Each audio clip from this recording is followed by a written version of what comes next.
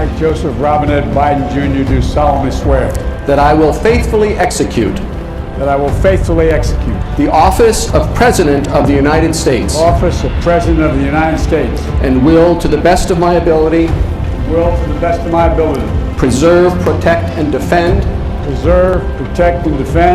the Constitution of the United States. the Constitution of the United States.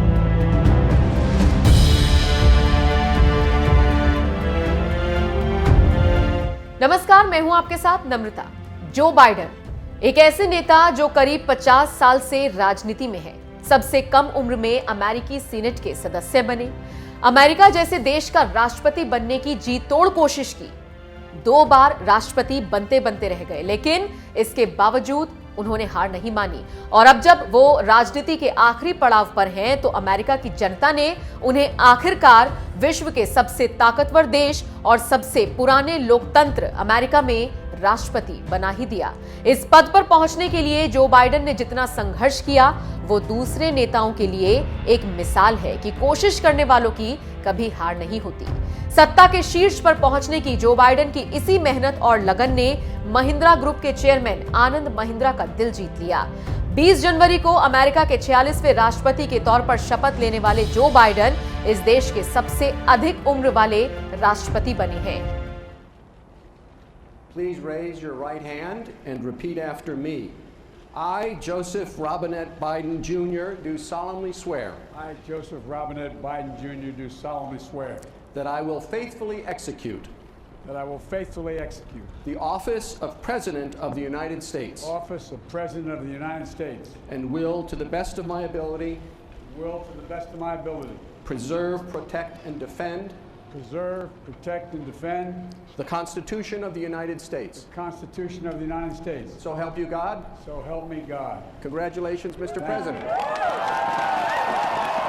जो Biden इससे पहले 1987 और 2007 में राष्ट्रपति बनने की कोशिश कर चुके थे लेकिन नाकाम रहे, लेकिन उन्होंने हार नहीं मानी और इस बार उन्होंने डोनाल्ड ट्रंप को अमेरिकी चुनाव में बुरी तरह से हराकर राष्ट्रपति बनने की रेस में अपनी कामयाबी दर्ज कराई। जो बाइडन का सत्ता के लिए संघर्ष देखकर आनंद महिंद्रा इतने प्रभावित हुए कि उन्होंने बाइडन के लिए एक कविता लिख डाली है। महिंद्रा ने ट्वीट कर लिखा, जो बाइडन तीसरी कोशिश में राष्ट्रपति बने, अपने सपनों को कभी नहीं छोड़ना चाहिए। इससे बेहतर कोई और उदाहरण नहीं हो सकता। जो हो गया उसे सोचा नहीं करते, जो मिल गया उसे खोया नहीं करते। हासिल उन्हें होती है सफलता जो वक्त और हालात पर रोया नहीं करते।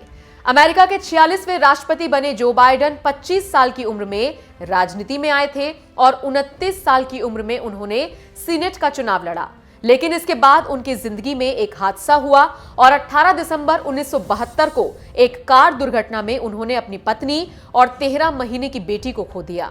उनके बेटे ब्यू और हंटर भी इस दुर्घटना में बुरी तरह से घायल हो गए थे, लेकिन बावजूद इसके बाइडन ने सीनेट का चुनाव लड़ा और वो जीत गए।